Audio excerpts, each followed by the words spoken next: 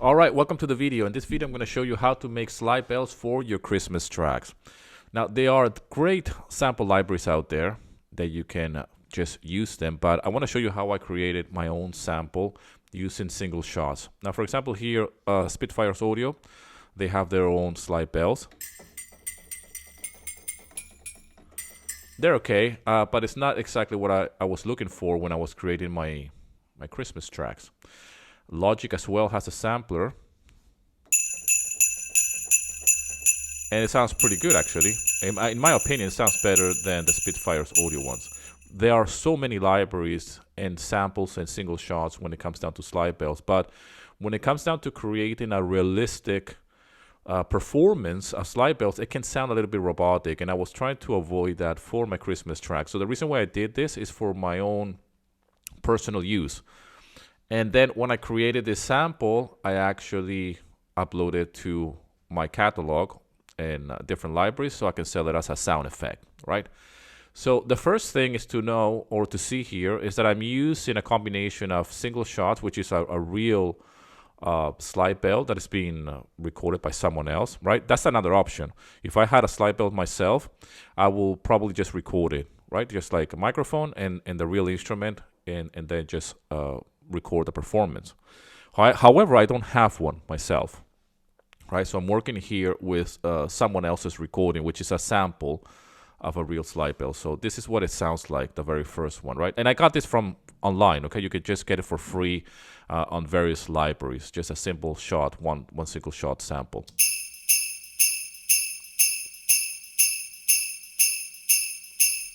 Well, that sounds very similar to this one, okay, to the sampler in Logic.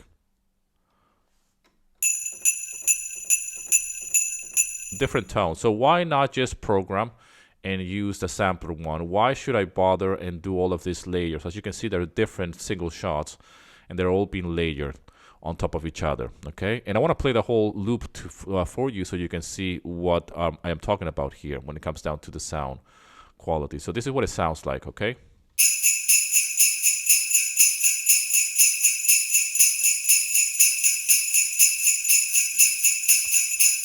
So it's just a loop, right? But I want to really break it down for you so you can see the difference between doing it like this and actually just using one single shot sample, or even just one recording like this one, okay? So the first thing is that I have the sound, the single shot, which is this first track here. And you can see that the first instrument that I inserted here was the labs, because I said to myself, like, well, I'm pretty sure I can just program and use it like this, and that's that, right? Let me just and I can just program, and then I realized that it doesn't sound the way I wanted it, so I left it there anyways. And quite quickly, I went online and searched for some single shot. This is the first one I found. Much better sound. And what I did is that I actually started layering different samples, or the same sample, I should say. I have two different samples here. I have this first one. Let me see if I can open it up so you can see, right? That's my first sample. And obviously that creates some type of pulse, and I wanted to create a performance with the second one. Slowly building, like pretty much just doing some stacking. So I can slowly build the actual sample, the sound effect. So my idea here is to just make a performance out of it, make a loop. So I created a second one. Notice that it's a little bit, it's not in perfect timing. That's on purpose. All right. Especially the track 2 and 5 here. You can see that they're a little bit off. All right. So I want to create that off beat. The same as with Audio 7. And I'm actually panning it to the left. Okay.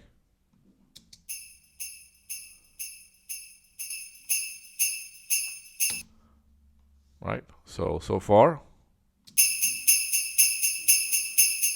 not bad, but I'm still not satisfied with that sound. I mean, I could use it like this anyways, okay? At this point, when I'm doing this, and I said, like, that will sound okay in a Christmas track, it's going to be buried anyways underneath different instruments because it's going to be a Christmas track for music licensing.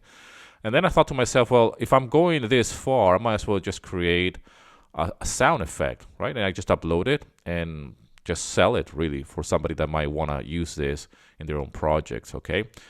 And I started to just build my sample. So here's the next one.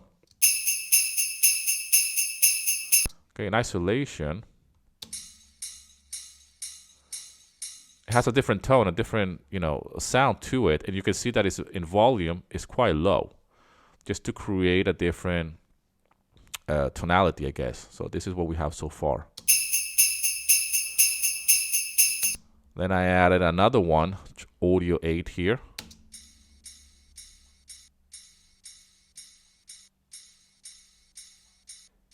Right? Then I added a completely different sample, audio 4.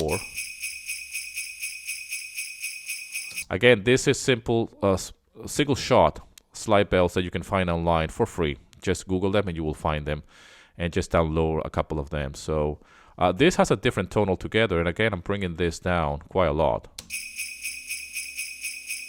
You can see it's by the waveform that is slightly different. So far, we have all of this.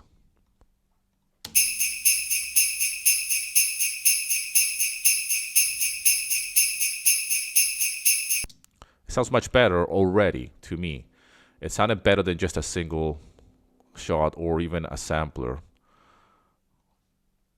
So if I start to add them up, you can see how this whole thing takes shape, and it becomes a performance.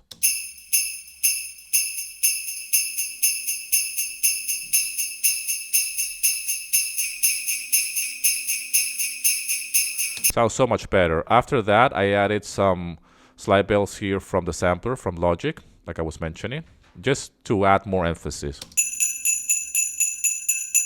Right? And track number 10 doing the same thing.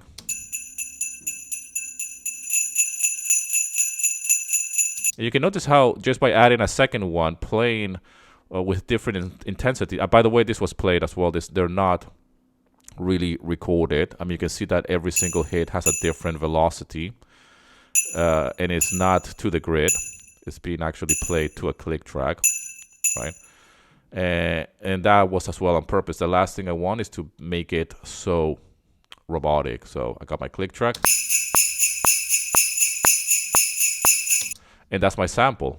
So I have created this sample. It's already uploaded to different libraries, so it can be out there as a sound effect, if you will, for Christmas. And this sounds more realistic to me, and it sounds more organic than just a single sample like this, right? I mean, even if you stack two samplers, it sounds great. I mean, I could have just done that and call it a day, but it doesn't sound the same as this.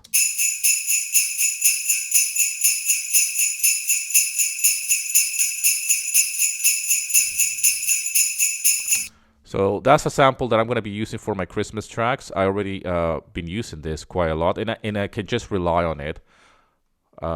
And it sounds really organic. It sounds like somebody's actually playing it, and that's the whole idea. So I don't have to, like, every single time I want to create a Christmas track, I don't have to like fire up a sampler or use Spitfire's audio ones. I mean, it sounds all right, but to me, it doesn't. It's just not. The last thing I want to do is compose a Christmas track and just try to battle with these sounds. I mean, it doesn't. To me, this does not work for my compositions. Even though I love Spitfire's Audio Labs, I mean, I really love this, but this is just not something I'm going to be using for my Christmas tracks. The sampler from Logic sounds great, but again, it's not this. So the stacking and the beat being a little bit off is crucial. And obviously, I can play around with the accents as well, okay? This is playing something different compared to the other ones, downbeat. So you have to play around with that. I mean, this could have so many variations, but I was just going for something quite standard here. Anyways, I hope this video is helpful to you. Let me know what type of samples do you use when it comes down to slide bells and for your Christmas tracks. Again, I know that there's so many libraries out there, great samples and great you know, realistic single shots samples out there. But you know, I just got a little bit carried away with this, and at the same time, like I said, I wanted to create my own sample effect to just upload it to my profile so I can just sell it, really, as well as using it for my own compensations. Anyways, I hope this video is helpful to you, and I'll see you in another video, my friend.